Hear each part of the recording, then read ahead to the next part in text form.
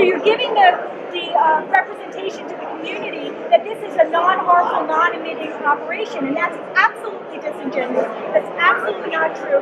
From start to finish, there are significant emissions, permit or not, and whether or not they're averaged or at any given moment in time is two entirely different things, and you need to start giving accurate information to the public. Because people have been misled, and I shouldn't have to come here to challenge you to tell the truth. You should be telling the truth in the absence of the Delaware Riverkeeper Network or any one of these informed members of the community. Yeah, appreciating isn't enough. We want facts, I'm actual tasked facts. to prepare a permit that meets all applicable. That's what you're tasked to do. Well, who can we speak to that can actually give us an answer on this? Millennium's here. Who should we speak to? FERC is here. No, I don't want to talk to FERC. I want to talk to someone from Millennium who has these answers. Michelle Mike Armstrong is a project. Michelle just went on to the camera and said this is not going to be a polluting compressor because it's not a fracking compressor. Therefore, it's a non-polluting operation. And you saw it yourself. It's in the newspaper article. These articles are coming out. I understand your concern. It operates a gas-fired turbine burning clean natural gas. It is predominantly methane, and it's the same gas if you have gas in your house. It's the same gas that you turn I on have your solar stove. panels in my house, But so I for don't those that have. burn gas, it's the same gas that comes into the kitchen. Do I get endocrine disruptors when I burn my stove? sorry? Do endocrine disruptors come out of my stove? I don't follow what you're saying. Do endocrine disruptors and VOCs come out of my stove when I burn them? Well, they do come out of your compressors, though. We know that. Are you aware of that? It is. There's no emissions like that come out of the combustion process. So out of the combustion. This evening, when people come and ask the question, what are the air pollutants that are coming out of this compressor? We want them to be getting accurate information, and so far they haven't gotten it. So can you give accurate information on that and answer the question about the model? The units that we're putting in are made by a company called Solar. They're Titan 130E turbo-driven machines, driving centrifugal compressors. They're, Like your hat. They're very, You support racing? very low emission compared to a reciprocating type unit. We get a permit from the state and the feds for the emissions. They have allowable levels of CO and the knobs, the various components of the exhaust. The exhaust comes from combusting natural gas with air, and it's a straight calculation. It's a chemical process, it's a chemical combustion.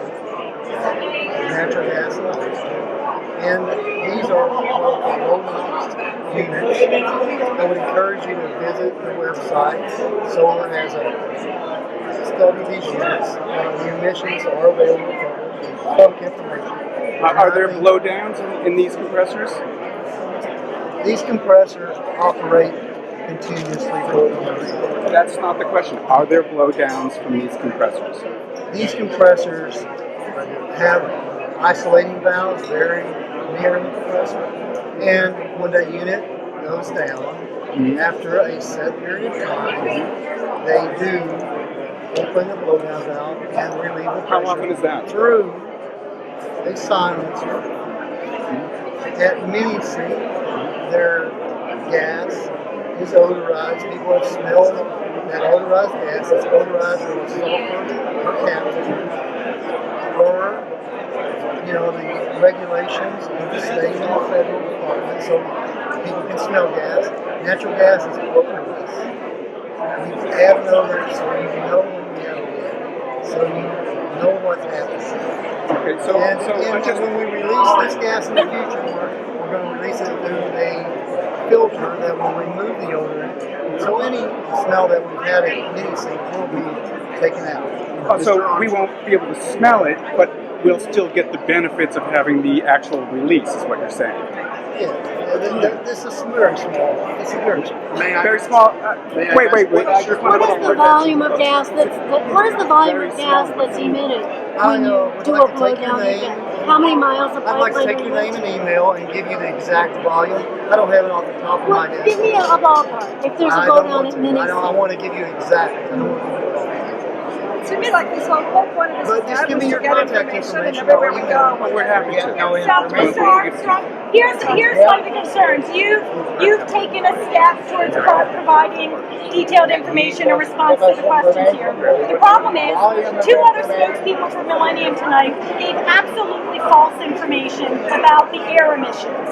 So, Ms. Hook and the gentleman over there, your air permitting person, at least according to his label. Okay, they said either no emissions or hardly any emissions, and that's an absolute fabrication. So what I challenge you to do, this is the third of 3 open houses now. So those two have obviously been peddling that misinformation in these previous open houses. I would like to know, and we've seen in the press, multiple times in the press from Michelle Hook, this misinformation being peddled. I'd like to know what steps Millennium is going to be taking to educate its employees so that they stop giving misinformation, and I'd like to know when you're going to redo these open houses to ensure that everybody has accurate information to give to the public, because from what I can tell, unless George and I were standing here, unless Carol was there to challenge the information, many people were given this false information. So what are you going to do to remedy that? So I would encourage you to do one thing, and that's look on the DEC website. Our air emissions, this is all public information. Our air permits, public information. This information is available to them. We follow the regulations. We emit within our permit. Again, it's a combustion. It's No, I get that, and I appreciate that. But it's an open house public information session, and people are being given misinformation. So these open houses clearly need to be redone. The Millennium staff needs to be educated, and so that people can get accurate information. And in fact, the open houses not only need to be redone with employees who can give accurate information, but they need to be held in locations that are easily, are more accommodating to the impacted community.